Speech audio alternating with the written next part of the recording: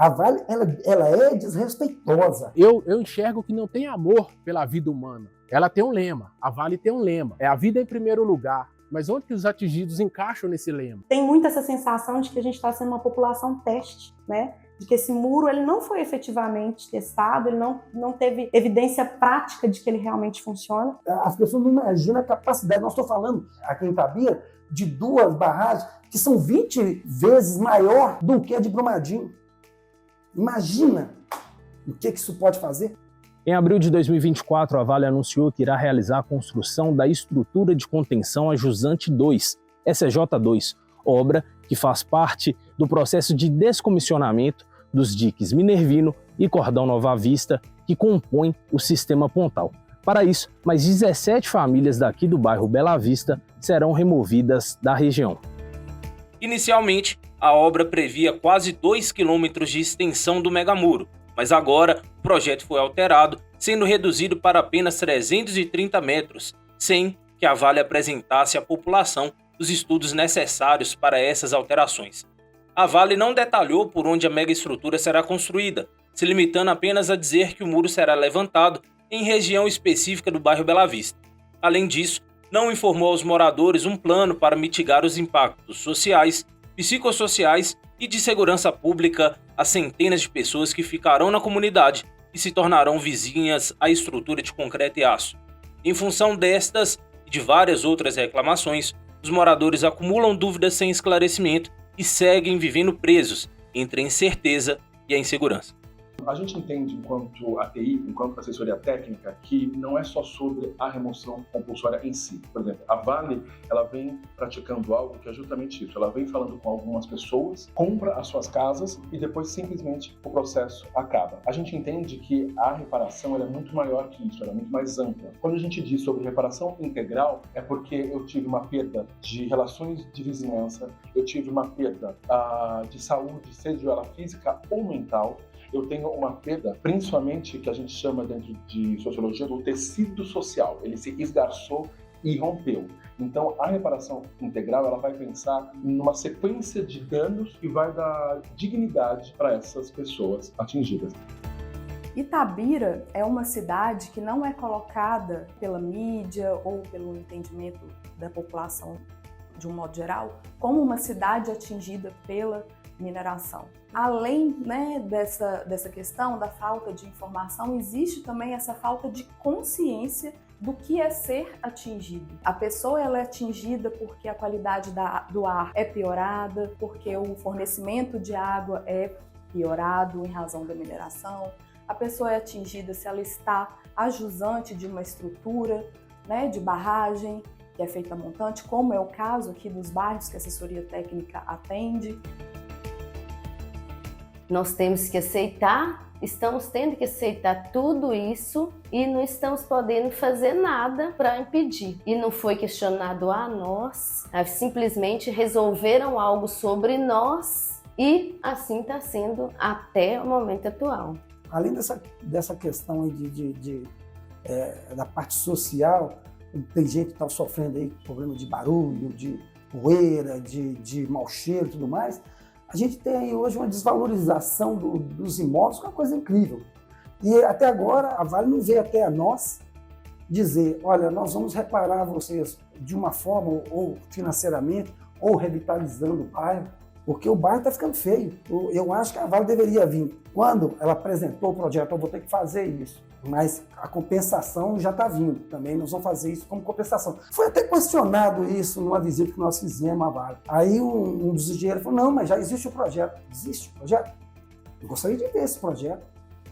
Por que ele não foi apresentado até então? Igualzinho, você já deve ter percebido aí, a Vale, ela não tem respeito por nós seres humanos. A Vale é contraditória, mais uma vez, infringe uma previsão legal, que é o direito à informação da população atingida pelas ações dela, e ao mesmo tempo que ela negocia, ela fala que a obra vai começar daqui tanto tempo, e confunde a população. Com isso, a gente vê um aumento significativo de adoecimento mental aqui no território, em razão dessas incertezas, porque as vidas das pessoas estão suspensas. as pessoas não conseguem fazer planos para o futuro, as pessoas não fazem manutenção em suas casas porque não sabem se deverão sair ou não. A previsão inicial era de que sairia um número exorbitante de pessoas e agora apenas 4% desse total é o número que eles estão dizendo de pessoas que são removidas. Então, de fato, as pessoas estão confusas. A falta de informação leva ao pânico da população. E o que a gente entende é que enquanto não é comunicação, se ela não é clara, se ela não é tempestiva, ela não é eficiente.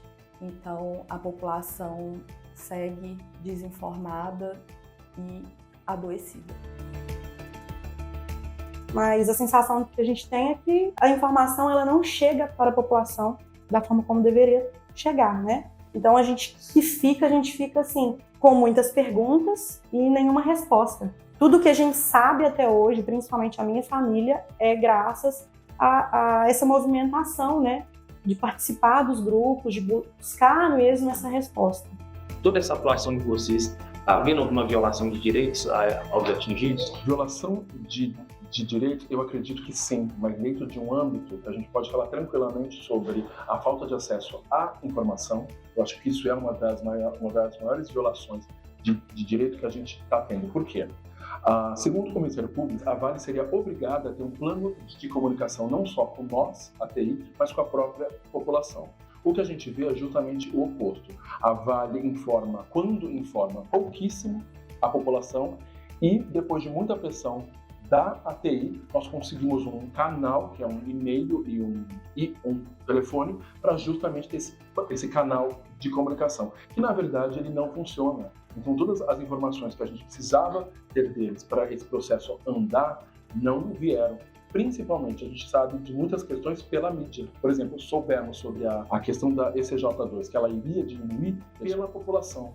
A população veio até a ATI e falou, estamos sabendo que a ECJ2, vulgo a estrutura de contenção ajusante 2, diminuiu. Vocês sabem onde vocês estão nisso? Nós fomos pegos de surpresa justamente por isso, porque esse plano de comunicação não existe. Então, eu entendo que sim, há uma certa violação de direitos, não só nessa questão, mas a própria Vale não entende a potência e a legitimidade de uma assessoria técnica independente. A sensação que a gente teve nessa última reunião foi que eles não têm informações para passar para a gente. Tem muito essa sensação de que a gente está sendo uma população teste, né? De que esse muro ele não foi efetivamente testado, ele não teve evidência prática de que ele realmente funciona. É como se fosse feito o mínimo para que aos nossos olhos aquilo ali fosse suficiente. Olha, a Vale está fazendo alguma coisa, mas como se fosse o suficiente para calar nossos sentimentos, nossos desejos. E os projetos não foram ainda apresentados para nós, referente aos direitos nossos, para compensar tudo isso. De tanta coisa que nós estamos sofrendo de ruim, tem que vir alguma coisa boa para nós, que são os projetos que nós estamos querendo que a Vale apresente para nós. Porque é o nosso direito garantido pela lei dos atingidos.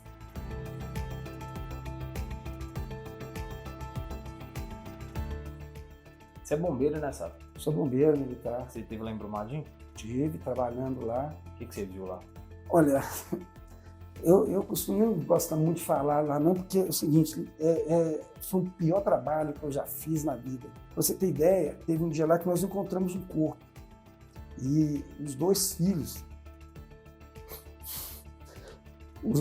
os dois filhos do cara mandam pra gente uma carta agradecendo que nós tínhamos encontrado o pai dele. Cara, nós encontramos moçada, bicho. Encontramos moçada do pai dele.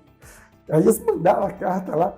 É uma situação terrível. Tinha um senhor com duas filhas que toda quarta-feira ia lá, fazia até uma pizza para nós lá e tal. Pedindo para encontrar a filha dele. Uma situação terrível. As cartinhas, você precisa ver as milhares de cartas dos meninos lá, os desenhos e tal, agradecendo pelo serviço do bombeiro e tal. Bombeiro, meu herói, bombeiro, você salvou, você encontrou meu pai, encontrou minha mãe. Cara, a situação é terrível. As pessoas não imaginam a capacidade. Nós estamos falando aqui em Itabira de 2 barragens que são 20 vezes maior do que a de Brumadinho. Imagina o que isso pode fazer? Se você pudesse descrever com uma palavra só toda essa situação, que palavra que você usaria? Desrespeito à vida, desrespeito ao ser humano. Que se ela tivesse respeito igual ela mostra aí nas propagandas, a situação nossa estava assim, não. Eles estavam aqui todo dia conversando com nós. Então, o desrespeito. A Vale, ela é desrespeitosa.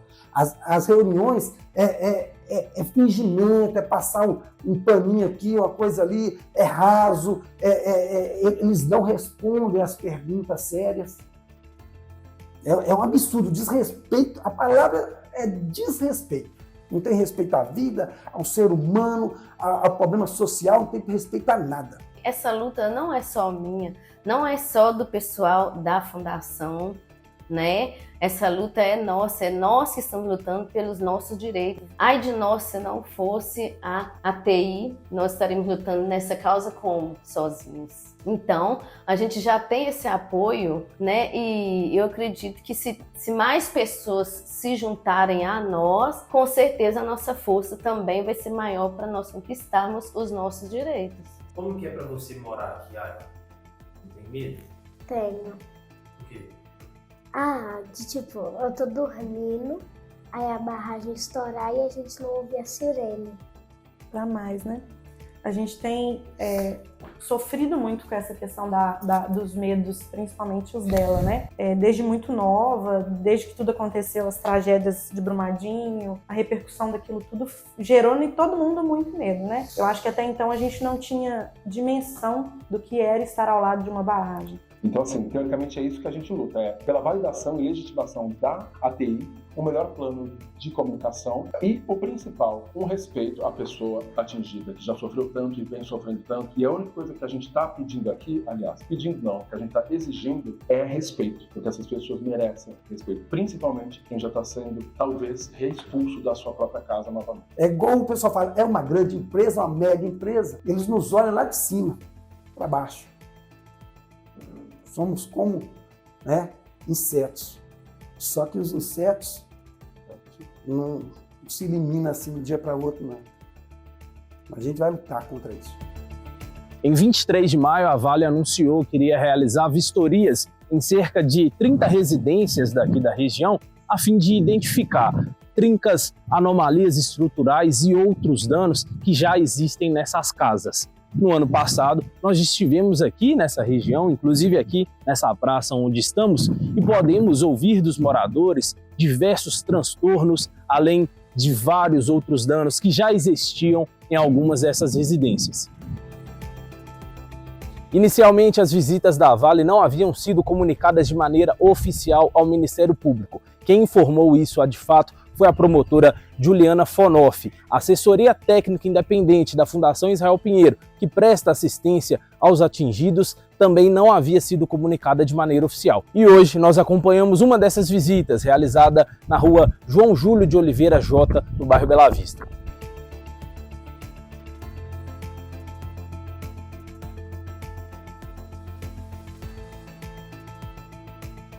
Sim, nós recebemos um comunicado nessa quinta-feira passada, né, através do Ministério Público mesmo, informando que iam iniciar novamente os laudos cautelares, né, que já tinha sido comentado que não ia mais acontecer.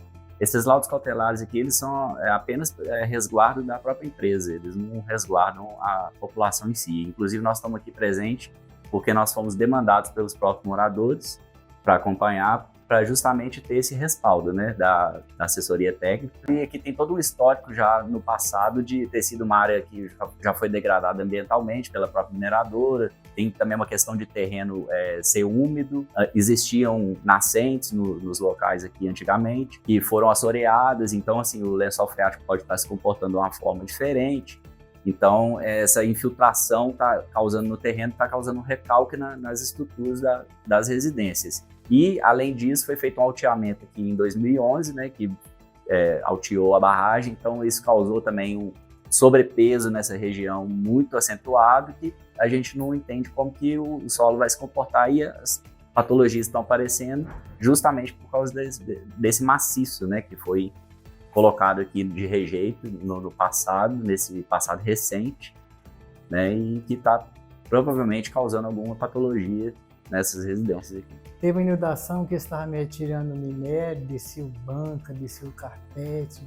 Isso aí inundou tudo, isso aí foi tudo, foi tão feio. Eu tô inseguro assim, que não dá para ficar aqui, né? Gente, é uma bagunça que dá um barulhão, gente. Não, quando eu te falei, quando eu comecei a fazer a sondagem aqui, eu tinha que sair de casa. Porque a sondagem foi ali mesmo, eles fizeram a sondagem mais 2 vezes. Eu tinha que sair de casa quando não aguentava o barulho. Então, aí que tá a questão do sofrimento mesmo, que a gente vem passando. Esse é o terreno da minha sogra, mas a gente responde por ela, por ser idoso, né? Tanto o meu sogro como a minha sogra. E a gente não tem nenhuma definição, né? E a minha sogra, ela fica ansiosa, porque ela não quer ficar aqui mais, porque ela tem medo da barragem. E a incerteza é o que tem predominado. Além da insegurança com a barragem, a vistoria, ela é apenas cautelar, então ela não te dá respaldo de nada. Não significa que nós vamos sair, não significa que nós vamos ficar. A Vale simplesmente ela faz o que é viável para ela. Ela não faz o que é viável para a comunidade. Se fosse viável, ela já tinha vindo explicado para a gente, feito reunião com a gente, para a gente entender, então a gente fica vazio. O porta-voz falou que a gente pode reformar as casas. Mas como que você reforma a casa? Vocês viram as trincas? Você reforma, tira a trinca volta. Isso não tem obra, não tem nada ainda. Quando começar a obra, como que vai ficar, né? Essa é a explicação que a gente pede da Vale, porque não é só uma obra de um muro, é uma obra inteira. Isso aqui, gente, esse rejeito que a Vale jogou, esse lixo, não foi a comunidade que veio para cima desse lixo, foi a Vale que foi jogando esse lixo, a comunidade já existia. Aqui era mata, né? Aí a Vale veio, jogou o lixo dela, conseguiu vender esse rejeito, né? Ela está lucrando bilhões com esse rejeito aí. Então, assim, não tem, eu enxergo que não tem amor pela vida humana, né? Ela tem um lema, a Vale tem um lema, é a vida em primeiro lugar. Mas onde que os atingidos encaixam nesse lema? Que até agora não tem respaldo de nada. Essa é a nossa indignação, sabe? A Adfato entrou em contato com a Vale para agendar entrevistas presenciais com representantes da empresa que poderiam explicar o projeto da SCJ2, dar mais detalhes a respeito dessas obras e também responder às dúvidas e reclamações da população atingida. Mas a mineradora não agendou essas entrevistas, porém ela enviou um comunicado oficial à Adfato. E nessa nota enviada à reportagem, a Vale afirmou que adota e vai continuar adotando as medidas de monitoramento e ações para mitigar impactos eventuais que possam surgir durante as obras, além de reiterar também que a SCJ2 vai ser implantada com a mesma tecnologia utilizada na SCJ Coqueirinho, a SCJ1. Essa tecnologia, segundo a Vale, gera menos ruído e vibração durante as obras. Como medida de controle de impactos, a Vale diz que vai implementar dispositivos de monitoramento de vibração, poeira e ruído próximo onde vão acontecer essas obras, seguindo, claro, as normas vigentes. A Vale também informou que as obras da SCJ2 têm previsão de início após a conclusão de alguns alinhamentos técnicos e, neste momento, a empresa está realizando a instalação de equipamentos próximo ao local onde a estrutura vai ser construída e que esse projeto e o cronograma da SCJ2 estão sendo acompanhados pela Auditoria Técnica Independente e pela Fundação Estadual de Meio Ambiente, a FEAM. Por fim, em seu posicionamento, a Vale não apresentou a Adfato as informações referentes ao projeto da nova SCJ, como a sua localização exata, o número de famílias diretamente impactadas, enfim, a mineradora se limitou a dizer que já apresentou essas informações à comunidade e às instituições competentes.